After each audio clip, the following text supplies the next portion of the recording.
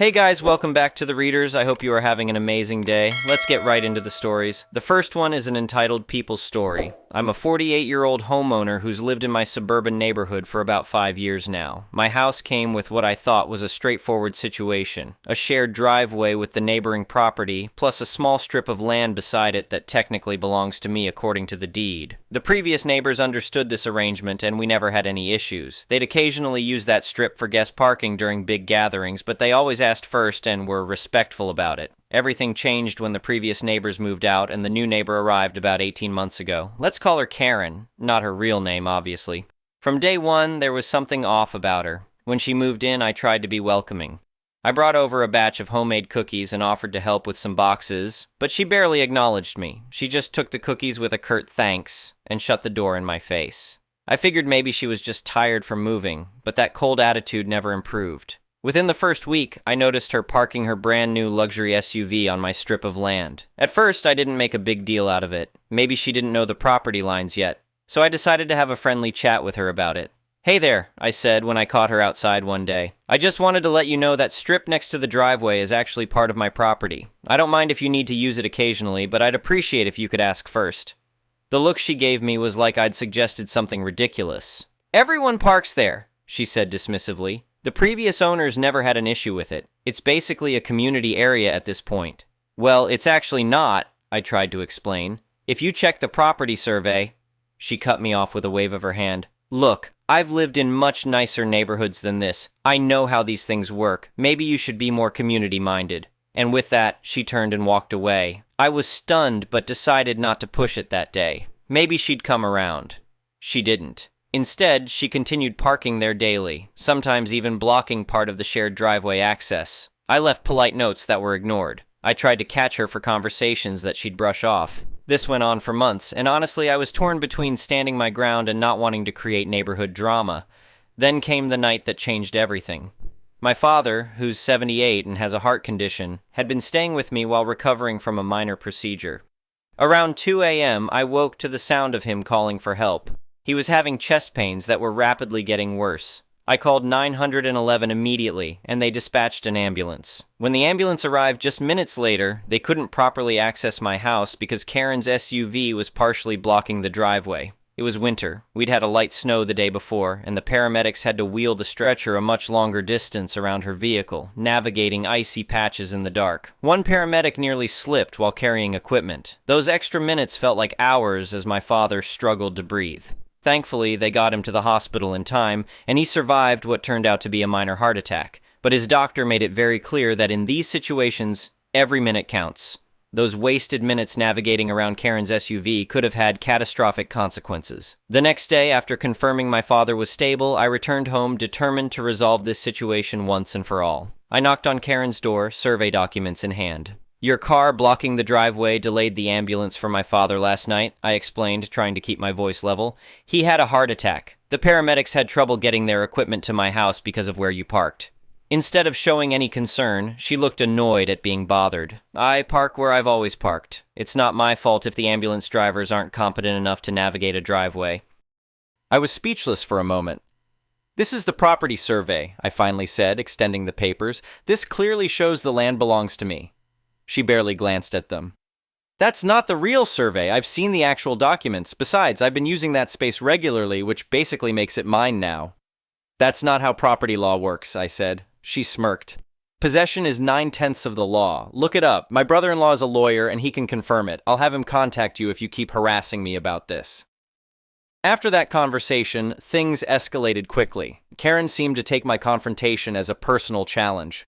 She began parking not just one but sometimes 2 vehicles on my strip of land. She invited friends over who would also park there. One morning I came out to find she had actually planted decorative bushes on the contested strip without asking. When I questioned her about the plantings, she simply said, "I'm improving the neighborhood aesthetic. You should be thanking me." It got worse. She started telling other neighbors that I was being unreasonable, that I was trying to claim land that had always been communal space. Some neighbors who didn't know the full story began to give me cold shoulders. Her teenage kids started using my property as a hangout spot, leaving behind soda cans and snack wrappers. After 2 weeks of this escalating behavior, I knew I needed to take action. I contacted a real estate attorney who specialized in property disputes. He confirmed what I already knew. The land was 100% mine according to the deed, but he also helped me develop a methodical plan to reclaim it properly.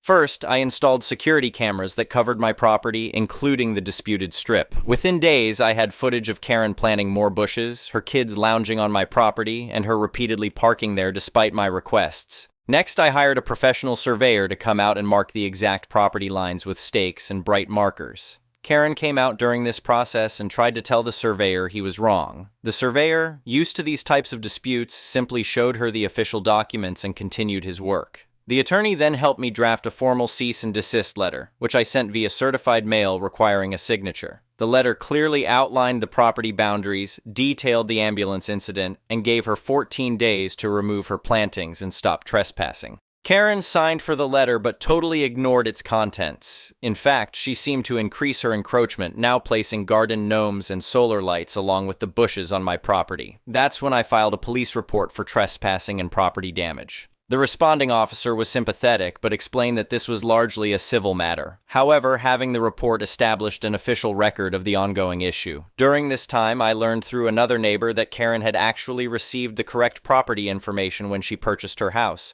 She'd known all along that the strip wasn't hers, but had chosen to ignore it and try to claim it through continuous use. I shared this information along with copies of the survey with several neighbors who had been misled by her. Many were surprised and apologized for believing her version of events. After consulting with my attorney again, I decided to install a fence exactly on the property line. I filed for all the proper permits, which were approved within a few weeks. On the day the fence company arrived to begin installation, Karen came charging out of her house like she was ready for battle. "You cannot put a fence here!" she shouted, literally standing in front of the workers. "This is shared property!" The crew foreman tried to explain they had permits and were working within the established property line, but Karen wouldn't budge. She planted herself directly in the work area, pulled out her phone, and called the police herself. "I need officers here immediately," I heard her say. "My neighbor is illegally constructing a fence on community property." When the police arrived, I was ready. I calmly presented the property survey, the deed, the approved permits, and even photos of the ambulance situation from months earlier. The officers reviewed the documents and then approached Karen. "Ma'am, according to these legal documents, this is private property belonging to your neighbor. You're currently trespassing. You need to move so these workers can do their job." Karen couldn't believe what she was hearing. "That's impossible. I've been using this land for over a year. Talk to anyone in the neighborhood. This has always been communal space." "The documentation clearly shows otherwise," the officer replied firmly. "If you don't move voluntarily, we can escort you back to your property." What followed was something I never expected to witness. Karen had a complete meltdown right there in front of everyone. She screamed about her rights, threatened lawsuits against me, the police, and the fence company, and insisted that the real documents would prove her right. The officers remained calm but firm, and eventually she stormed back to her house, slamming the door so hard I thought the glass might shatter. The fence was completed within 2 days, a nice, sturdy privacy fence that clearly defined my property line. Karen was forced to remove her plantings from my land, and in her anger and haste, she damaged most of them beyond saving. The aftermath was surprisingly positive. With the fence in place, I regained full use of my property. Several neighbors came by to apologize for believing Karen's version of events. One elderly couple even brought me a homemade pie and admitted they'd been intimidated by Karen's aggressive personality. About a month after the fence went up, I noticed a for sale sign in front of Karen's house. Apparently, she'd decided to move rather than live next to the fence that reminded her of her defeat. On moving day, there was a beautiful moment of karma. Her moving truck couldn't fit properly in her narrow driveway without access to my strip of land. The movers had to park on the street and carry everything a much longer distance, resulting in additional hours and charges. After Karen left, a lovely young couple moved in, both of them healthcare workers coincidentally. When I told them about the ambulance incident during our first conversation, they were horrified and completely understood why the fence was so important. Last weekend, I hosted a neighborhood barbecue in my backyard, including the reclaimed strip that now has a beautiful patio where Karen's random bushes once stood. Even my new neighbors attended. As we enjoyed good food and conversation, my father, now fully recovered, raised a toast to good neighbors and clear boundaries. Sometimes standing your ground isn't just about principle, it can be a matter of life and death. I'm just thankful I took action before there was another emergency that could have had a much worse outcome. The next one is an entitled People's Story. I've never been lucky. At least that's what I always thought until 6 months ago. I'm just your average guy working at an accounting firm, making decent money, but nothing spectacular. My wife and I have been saving for a house down payment for years, but with the market these days, it felt like we'd never get there. I don't usually buy lottery tickets. I consider myself too practical for that sort of thing. But that day, I had this weird feeling. I'd just gotten a small bonus at work, nothing fancy, just $200 for completing a difficult project ahead of schedule. On my way home, I stopped at the gas station to fill up my car. When I went inside to pay, I saw the Mega Millions sign showing $86 million. On a whim, I decided to spend $10 on tickets. The cashier handed me my tickets, and I stuffed them in my wallet without much thought. I didn't even bother checking the numbers that night. Actually, I completely forgot about them for 3 days. It wasn't until the following Monday morning when I was getting coffee at my usual spot before work that I remembered the tickets. I pulled out my wallet to pay for my coffee and noticed them tucked behind my credit card. I figured I might as well check them while waiting for my order. I pulled out my phone and looked up the winning numbers. As I checked each ticket, I felt my heart start to race. The numbers on my last ticket matched. All 6 of them. I double-checked, triple-checked, quadruple-checked. Holy crap. I had just won $86 million. I must have looked like I was having a stroke because the barista asked if I was okay. "Sir, are you all right? You look pale." I could barely speak. "I'm fine, just need some air." I grabbed my coffee with shaking hands and practically ran out of the shop. I needed to think. I needed to call my wife. I needed to not freak out in public. I sat in my car trying to breathe normally. I called my wife, who was still getting ready for her job as a third-grade teacher. "Hey, babe, what's up?" she answered casually. "You need to sit down," I said, my voice trembling. What's wrong? Are you okay?" Panic immediately filled her voice. "I'm fine, better than fine. I just checked those lottery tickets I bought on Friday. And I won. I won the jackpot." Silence. "Hello? Are you there?" I asked. "This isn't funny," she finally said. "I'm not joking. I swear to God I matched all 6 numbers. We just won $86 million. Another long pause. "Holy crap," she whispered. "I know." "Holy crap! I know!" We both started laughing hysterically. It was surreal. We decided I should go straight home so we could figure out what to do next. I called my boss and told him I had a family emergency and wouldn't be in today. Then I drove home like my car was on autopilot. When I got home, my wife and I sat at our kitchen table, staring at the ticket like it might disappear if we looked away. We spent the day researching what to do when you win the lottery. Every article said the same things. Don't tell anyone, get a lawyer, get a financial advisor, and don't make any major life changes right away. We decided to follow that advice. We found a respected law firm that specialized in wealth management and made an appointment for the next day. We didn't tell anyone, not our parents, not our friends, not a soul. That night, I put the ticket in an envelope and tucked it into my wallet. I barely slept, checking every half hour to make sure it was still there. The next morning, we got ready for our appointment with the lawyer. I was so nervous I changed clothes 3 times. As we were about to leave, I reached for my wallet and felt my heart drop to my stomach. The envelope with the ticket wasn't there. I emptied my wallet. Nothing. I checked all my pockets. Nothing. I retraced my steps through the house, looking everywhere. Still nothing. "It has to be here," I said, trying not to panic. "I know I put it in my wallet last night. My wife helped me search, but after an hour we had to face the terrible truth. The ticket was gone." "When's the last time you remember having it for sure?" she asked, trying to stay calm. "Last night when we were sitting at the kitchen table. I put it in the envelope, then into my wallet." "And you didn't take it out after that?" "No, I swear I didn't." "Did you go anywhere this morning?" Then it hit me. "I went to get coffee at the corner store. Maybe it fell out there." We rushed to the store, a little corner bodega about 2 blocks from our apartment. I frantically asked the guy behind the counter, Marco, if anyone had turned in a lottery ticket. "Sorry, man," Marco said, shaking his head. "Nothing like that today." I felt sick. $86 million. Gone. Just like that. My wife suggested we check the sidewalk between our apartment and the store. We scoured every inch of pavement, looking for that small piece of paper that had briefly changed our lives. Nothing. We went back home devastated. I called the lottery commission to see what could be done. The representative was sympathetic but clear. Without the physical ticket, there was no way to claim the prize. She suggested I file a police report, but warned me that it was unlikely to help without proof that I was the original purchaser. I was about to hang up when she mentioned something interesting. "You said you purchased the ticket at a gas station, correct? Which one was it?" I told her. "And do you remember what time you bought it?" I thought back. Around 6:30 p.m. on Friday. Well, most gas stations have security cameras. If you can get footage of yourself purchasing the ticket, that might help your case. It was a long shot, but it was all we had.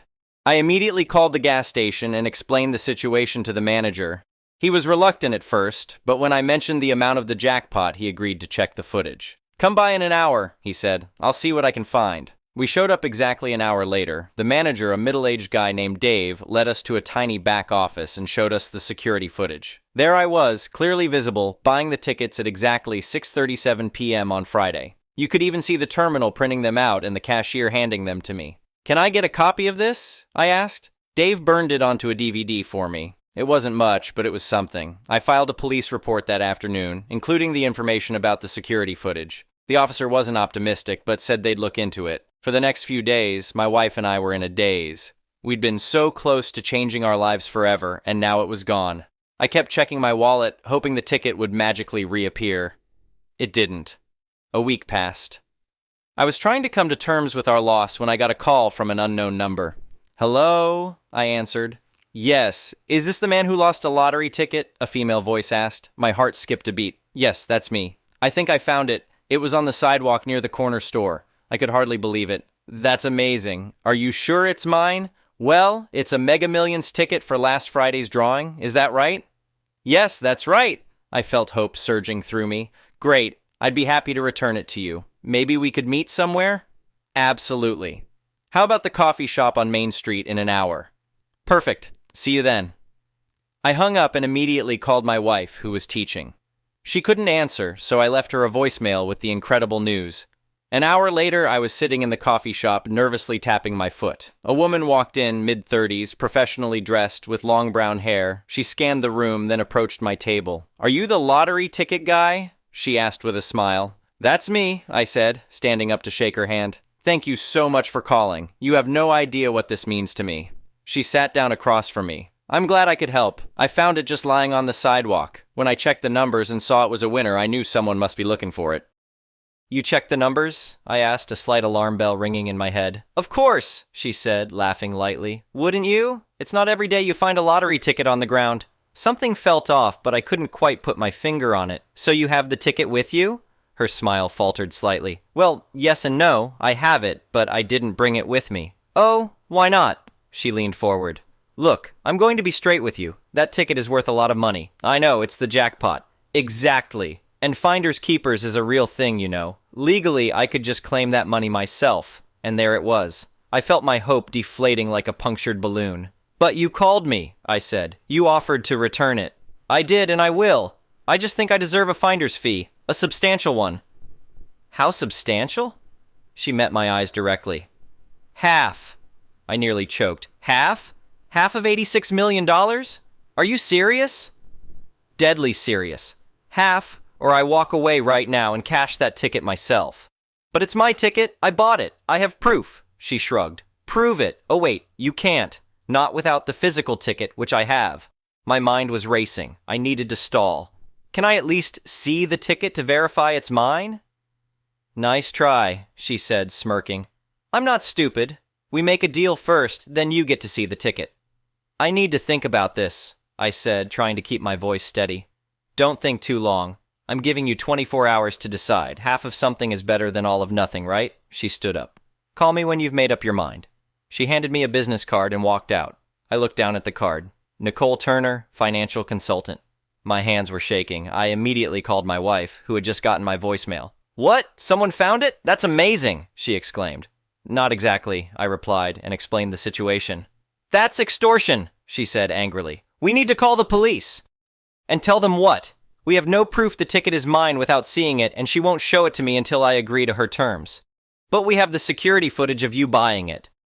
"That just proves I bought a ticket, not that this is the specific one she has. For all we know, she might not even have a winning ticket." We were at an impasse. $43 million was still life-changing money, but the idea of this woman blackmailing us made my blood boil. It wasn't right, and I wasn't going to let her get away with it. That's when an idea hit me. "I think I know what to do," I told my wife, "but I'm going to need help." I called Marco at the corner store first. He remembered me and was sympathetic to my situation. Then I called Dave from the gas station. Finally, I called the police officer who had taken my report. I explained my plan, and surprisingly, they all agreed to help. The next day, I called Nicole. "I've thought about your offer," I said. "I don't like it, but you're right. Half is better than nothing." "Smart decision," she replied. "Meet me at the same coffee shop at noon. Bring a notarized agreement saying you'll split the winnings with me 50/50ths. I'll be there." At noon, I was sitting in the coffee shop again. Nicole walked in looking smug. She sat down across from me. "Do you have the agreement?" she asked. I slid a document across the table. "Right here. But before I sign it, I need to see the ticket." She hesitated, then reached into her purse and pulled out an envelope. She opened it just enough for me to see the ticket inside. From what I could see, it looked like my ticket. The Mega Millions logo was visible, as was the date of the drawing. "Satisfied?" she asked, quickly putting it back in her purse. "Not quite," I said. "I need to verify the numbers." "You can verify them after we sign the agreement." I pretended to think about it. "All right, fine. Let's sign." She smiled triumphantly and took out a pen. As she was about to sign, I gave a small nod. Immediately, Marco from the corner store and Officer Rodriguez, the cop who had taken my report, approached our table. "Is there a problem here?" Officer Rodriguez asked. Nicole looked alarmed. No problem. Just a private business transaction." "Ma'am, we've received information that you may be in possession of stolen property," the officer said. "What? That's ridiculous," Nicole sputtered. "May I see the lottery ticket you were just showing this gentleman? You have no right to—" "Ma'am, I can get a warrant if necessary, but that would mean taking you down to the station." Nicole's face had gone pale. She reluctantly pulled out the envelope and handed it to the officer. Officer Rodriguez examined the ticket, then looked at me. "Is this your ticket, sir?" "I believe so, but I'd need to check the numbers to be certain." He handed me the ticket. I looked at the numbers. 9, 17, 23, 31, 42, 53. These weren't the winning numbers. They weren't even the numbers I had played. "This isn't my ticket," I said, confused. "What?" Nicole practically shrieked. "Of course it is! It's the winning ticket!" Marco stepped forward. "Actually, it's not. The winning numbers for last Friday's Mega Millions were 4, 8, 15, 16, 23, 42. This ticket doesn't match." Nicole was starting to sweat now. "There must be some mistake. I checked the numbers myself." "Did you?" Officer Rodriguez asked skeptically. "Or did you just assume this was the winning ticket because this gentleman lost one?" Nicole was speechless. I decided to play along with my planned confrontation, even though the ticket wasn't mine. "Where did you really find this ticket, Nicole? Because I don't think you found it at all." She stammered. "Let me guess," I continued. "You overheard me talking to Marco about losing a winning lottery ticket. You saw an opportunity and decided to try to scam me." Her silence was confirmation enough. "Officer Rodriguez," I said, "I'd like to file a report for attempted fraud." "Wait," Nicole blurted out. "It was just a joke. I never really found your ticket. I just thought, if you were willing to give away half the money, maybe you didn't really need all of it." "So you admit you were trying to scam me?" I pressed. "No. Well, not exactly. Officer Rodriguez had heard enough. "Ma'am, I think you should come down to the station with me to sort this out." As Nicole was being escorted out, looking humiliated, my phone rang. It was my wife. "You'll never believe this," she said, her voice shaking with excitement. "I found the ticket. It was in the pocket of the pants you wore that night. It must have fallen out of your wallet when you hung them up." I felt a wave of relief wash over me. "Are you serious? You have it? The actual winning ticket?" "Yes, I just double-checked the numbers. It's the winner." I couldn't believe it. While I was dealing with a scammer, my wife had found the real ticket. I thanked Marco and rushed home. When I got there, my wife was sitting at the kitchen table, the ticket in a plastic sleeve in front of her. We hugged for what felt like an eternity. "What happened with that woman?" she asked. I told her everything. How Nicole had tried to scam me with a fake ticket. How Marco and Officer Rodriguez had helped me expose her. "So she never had our ticket at all," my wife marveled. "She was just trying to trick you into giving her half of our money." "Exactly. And she would have gotten away with it if I'd agreed to her deal without seeing the ticket first." We called the lawyer we had originally planned to meet with and made a new appointment for the following day. This time, we weren't taking any chances. We made a photocopy of the ticket, took pictures of it, and put the original in a safety deposit box at our bank. The next day, we met with the lawyer, who helped us set up a blind trust to claim the prize anonymously. We opted for the lump sum payment, which after taxes came to about $43 million.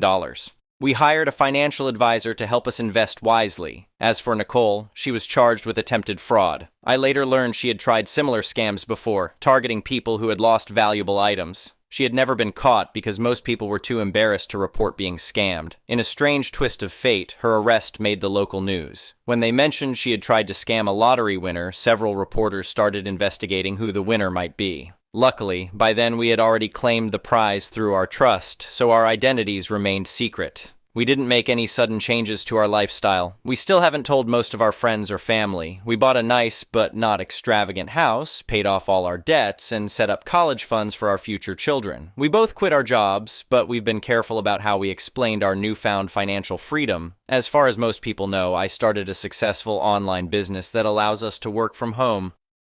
Sometimes I think about how differently things could have turned out. If Nicole had actually found my ticket, or if she had been more convincing, or if my wife hadn't found the real ticket when she did, but in the end, everything worked out. The scammer got what she deserved, and we got our happily ever after. Oh, and I still buy lottery tickets occasionally. Not because I need the money, but because it reminds me of how our lives changed. Sometimes lightning does strike twice, but even if it doesn't, I've already been luckier than I ever thought possible. The next one is a malicious compliances story. A few months ago, a new business investor at work came on board as a manager, and he has been an absolute hard-ass. He is cracking down on anything he considers to be a waste of time, and he is unforgiving. After a week of watching us work, he and the other managers held a company-wide meeting to iron out some wrinkles in the company that he observed since he started. It wasn't an open dialogue, though. In fact, that's one of the things he wanted to wrinkle out. It was essentially just 20 minutes of "it's our way or the highway, deal with it." The line, "If we want your input, we will ask for it. Period." Really stuck with me, though, and it was made abundantly clear afterwards that it was directed at me. The company has had a big problem recently with employee turnover, and I was in the position to know why, since I interact with everyone through my role. Essentially, people are quitting because the work they were doing wasn't what they signed up to do. The phrase, "if I knew this is what I would be doing, I wouldn't have accepted the job," was a common sentiment. They accepted the job under the impression that they would be serving customers, answering emails and phone calls, general customer service stuff. But instead, they spend about 90% of their time in a hot warehouse packing online orders over and over again. I shared that with management. I let them know what the people leaving were saying in case they wanted to take that into account moving forward. They just thanked me and I left, but the new manager hated that so much that he decided to make a meeting about giving them unsolicited advice. They spoke with me privately afterwards and referred back to when I told them about what the quitting employees said, and they told me that the way they interpreted that was that I was implying that they were being deceitful when hiring people. I told them, no, I don't think that at all. I was just relaying what those people were saying about how they felt.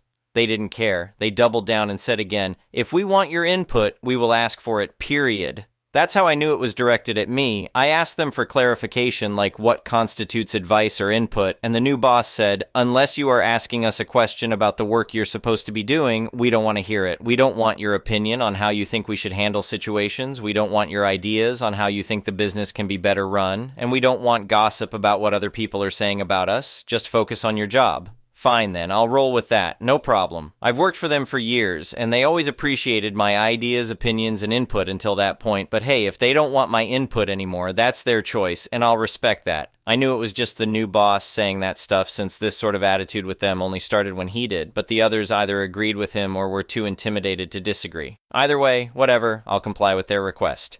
Since then, the problem hasn't been fixed. We've had 2 more people come and go, both of them because they didn't sign up for this. Shocker. A third one started about 5 weeks ago, and he has taken his frustration in a different direction. I've overheard him complaining over and over again to other people about how he didn't sign on to stand around in a hot warehouse for hours packing online orders, but instead of quitting like everyone else, he just got angrier and angrier. And then he hulked out. I was upstairs at my desk when I started to hear smashing. I went down to the warehouse to see what was going on, and this guy was taking customers' packages and smashing them out of frustration. A few others in the warehouse gathered and just watched in amusement. It was like something out of a cartoon.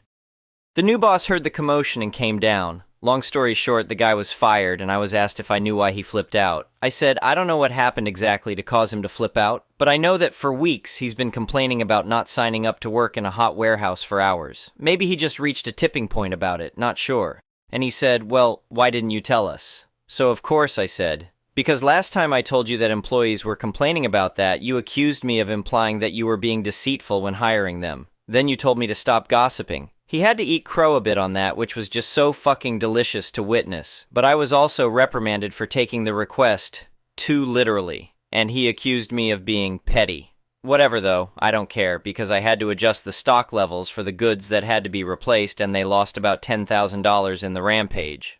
Some of the items that were smashed worth $2,000 each. Learning that made the whole thing worthwhile. Perhaps enjoying that does make me petty. Thank you for watching. I would really appreciate it if you could like the video and subscribe to our channel if you haven't already. We'll see you again tomorrow.